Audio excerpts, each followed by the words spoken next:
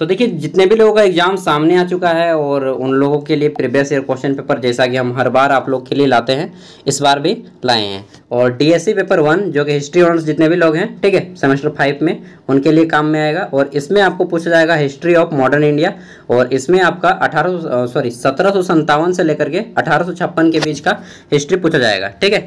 तो चलिए देख लेते हैं एक नज़र में प्रीवियस ईयर क्वेश्चन पेपर, और इसमें डेफिनेटली आपके बहुत सारे क्वेश्चन टच करेंगे एग्जाम में। फुल मार्क्स 80 है, समय 3 घंटे हैं। एंड जो उतने भी यूनिवर्सिटी है ऑल ओवर झारखंड में या फिर आउट ऑफ झारखंड में, सभी के काम में आने वाले हैं। बस एक चीज़ ध्यान रखिएगा, आपका सिलेबस जो है ये मैच करना चाहिए, ठीक है। हिस्ट्री ऑफ मॉडर्न इंडिया 1757 से लेकर के 1856 के बीच का इतिहास। अब देख लेते हैं। तो यार बहुत गर्मी दे रहा है, थोड़ा सा फैन चालू कर लेते हैं। तो देखिए इस पेपर में जो है आपको long answer type and short answer type दोनों टाइप के क्वेश्चन देखने को मिलेंगे, ठीक है। तो सबसे पहले हम लोग बात करते हैं। तो यहाँ पे बोला गया है कि answer any 4 question in which and question 1 is compulsory, यानी कि किन्हीं 4 प्रश्नों के उत्तर दे जिसमें क्वेश्चन नंबर 1 कंपलसरी है। प्रत्येक क्वेश्चन जो है आपका यहाँ पे 20 मार्क्स का है, ठीक है। तो क्वेश्चन नंबर 1 इसमें 10 ऑब्जेक्टिव हैं। सबसे पहले हम लोग ऑब्जेक्टिव को सॉल्व करते हैं, उसके बाद सब्जेक्टिव की ओर बढ़ेंगे। तो देखिए पहला क्वेश्चन है यहाँ पे कि बक्सर का युद्ध कब लड़ा गया, ठीक है। The battle of Buxar was fought in, तो बक्सर का युद्ध 1764 ईस्वी को लड़ा गया था, ठीक है। पलासी का युद्ध भी आप लोग नोट कर सकते हैं क्योंकि वो भी हो सकता है पूछ ले। आगे देखते हैं, अगला है अवध राज्य का अंतिम शासक कौन था, ठीक है। तो लास्ट रूलर कौन था इस किंगडम का, अवध का। राइट आंसर हो जाएगा आपका शाह वाजिद अली, ठीक है। वाजिद अली शाह, चाहे शाह वाजिद अली, जो बोलना है बोल लीजिए। आगे देखते हैं, तीसरा क्वेश्चन इसमें पूछा गया है कि तृतीय आंग्ल मराठा युद्ध कब हुआ था, ठीक है। The third Anglo Maratha war took place in, sorry place बोल रहा हूँ यहाँ पे यार, प्लेस दे दिया है, चलिए जो भी है, मतलब कब हुआ था वो पूछा गया डेट, ठीक है। तो 1817 से लेकर के 1819 2 साल चला था, कभी कभी 1817 से 1818 के बीच में देता है। ऑप्शन 2 इसका राइट आंसर हो जाएगा। आगे देखते हैं नेक्स्ट क्वेश्चन डी नंबर, इसमें पूछा गया है कि अमृतसर की संधि कब हुई थी। When did Treaty of Amritsar take place, तो अमृतसर की जो संधि हुई थी वह हुई थी 1809 ईस्वी में, ठीक है।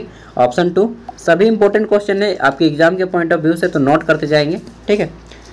ए नंबर क्वेश्चन देखते हैं, इसमें पूछा गया है कि निम्नलिखित में से कौन फ्रांस के जैकोबियन क्लब के सदस्य थे, ठीक है। कहाँ के, फ्रांस, यानी कि हमारे आउट ऑफ कंट्री। तो who among the following was a member of Jacobian club of French. तो देखिए दोस्तों, टीपू सुल्ताना नाम सुने होंगे, जिसको कर्नाटक का शेर भी कहा जाता है, या फिर टीपू सुल्तान को कर्नाटक शेर, मैसूर का शेर कहा जाता है, सॉरी, ठीक है, मैसूर का शेर, जो कि अभी वर्तमान कर्नाटक में है। इन्होंने एक मेंबर थे जैकोबियन क्लब के, ठीक है। आगे देखते हैं, अगला है क्वेश्चन नंबर F, और इसमें पूछा गया है कि सेरिंगपट्टम या श्रीरंगपट्टम, जो बोलना है बोल लीजिए, कि संधि जो है वह किनके बीच में हुआ था, और सॉरी किस आंग्ल युद्ध में हुआ था, ठीक है। तो देखिए जो है श्रीरंगपट्टम की संधि आपके तीसरे आंग्ल मैसूर युद्ध में हुआ था, ठीक है। तो इसका राइट आंसर हो जाएगा ऑप्शन 3 तृतीय आंग्ल मैसूर युद्ध, थर्ड एंग्लो मैसूर वॉर। आगे देखते हैं जी नंबर क्वेश्चन, इसमें पूछा गया है कि रंजीत सिंह शासक थे। महाराजा रंजीत सिंह नाम सुने होंगे, बड़ा डेंजर, ठीक है, और बहुत नाम उपलब्धि कमाए हैं।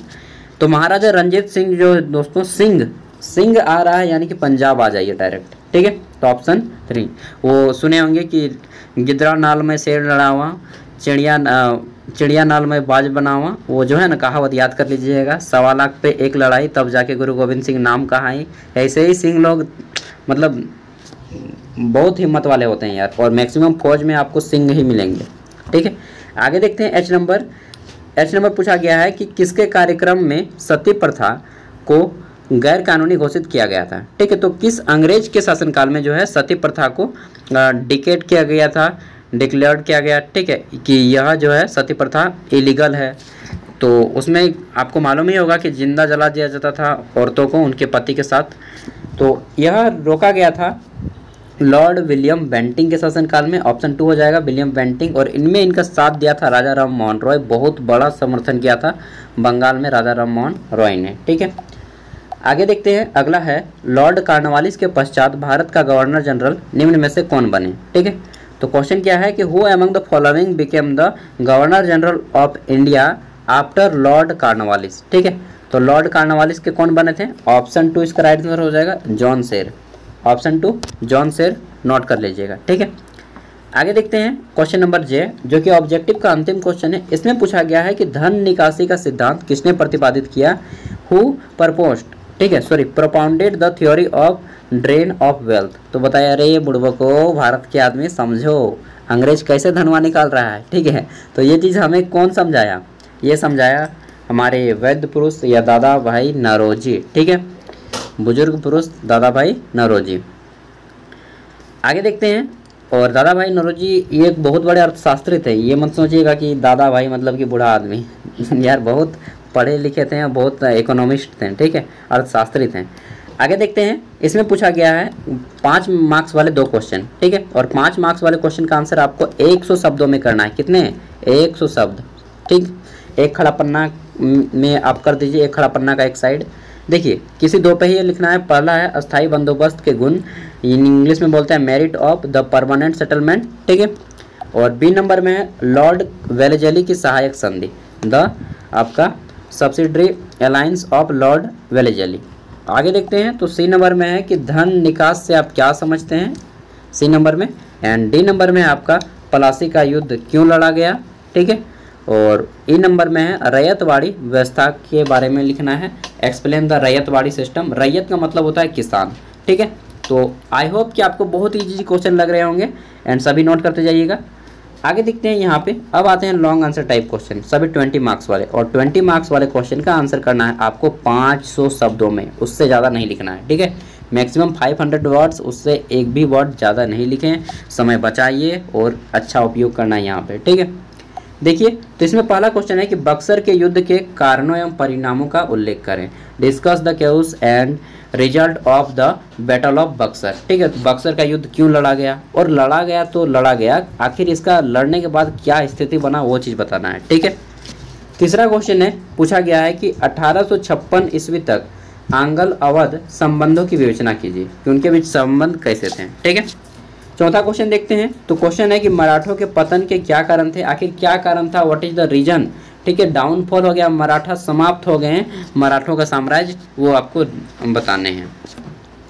पांचवा देखते हैं, जिसमें पूछा गया है कि टीपू सुल्तान के समय आंग्ल मैसूर संबंधों का पुनर्वलोकन करें, ठीक है। Review the Anglo Mysore relation during the time of Tipu Sultan. दोस्तों एक बात बताऊं, टीपू सुल्तान के समय में अगर कोई साथ दिया होता ना टीपू सुल्तान का, तो उसी समय ये अंग्रेज को खदेड़ देते हैं, जब जो अमेरिका आज़ाद हुआ था, ठीक है। 1776 ईस्वी में अमेरिका के साथ ये टक्कर दे रहे हैं, तो टीपू सुल्तान अमेरिका की स्वतंत्रता के लिए इन्होंने जंगी जहाज भी भेजे थे। बाबू 2 मिनट शांत रह जाइए।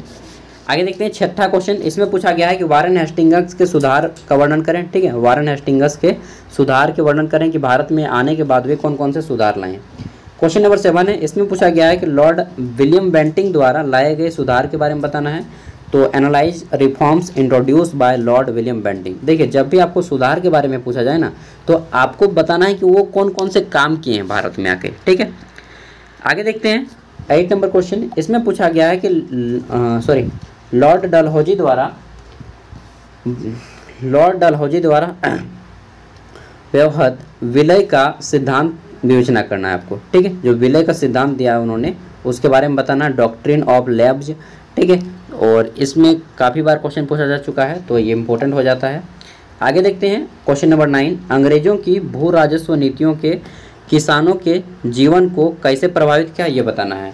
How did the land revenue policies of the British after the lives of farmer, ठीक है। तो इसका राइट आंसर आपको ऑब्जेक्टिव में तो नहीं, ऑब्जेक्टिव होता तो मैं बता ही देता, सब्जेक्टिव है, ठीक है। तो इसी तरह से आपके एग्जाम में क्वेश्चन आएंगे एंड आप अच्छे से 3 घंटा घर में ही प्रिपेयर करके जाइए सभी क्वेश्चन को, डेफिनेटली आपका एग्जाम अच्छा जाएगा। बाकी मेरी ओर से all the best. And DSC paper 2 और बाकी जितने भी पेपर होंगे वो सभी मैं आपको जल्द ही लाता रहूँगा। देखिए, हाल ही में बोर्ड एग्ज़ाम था, तो इसलिए मैं आपको जो है उतना पेपर नहीं दे पाया, बाकी अपलोड कर दिया हूँ, आपको प्लेलिस्ट में मिल जाएगा, हिस्ट्री वाले सेक्शन में जाएंगे तो, ठीक है। ग्रेजुएशन के जितना टॉपिक हमारे चैनल पे मिलेगा, शायद ही आपको यूट्यूब पे कहीं और जगह पे ग्रेजुएशन का इतना टॉपिक मिल पाएगा। बाकी आपको पसंद आया हो तो सब्सक्राइब करें, और नहीं पसंद आया तो हम क्या कर सकते हैं, ठीक है। बाकी PDF का लिंक आपको वीडियो के डिस्क्रिप्शन में मिल जाएगा, फ्री में इसे आप लोग डाउनलोड भी कर सकते हैं। और अपने दोस्तों तक वीडियो को शेयर कीजिएगा। बाकी आपकी मर्जी। ऑल द बेस्ट मेरी ओर से, अच्छे से एग्ज़ाम दीजिए। ठीक है, थैंक यू।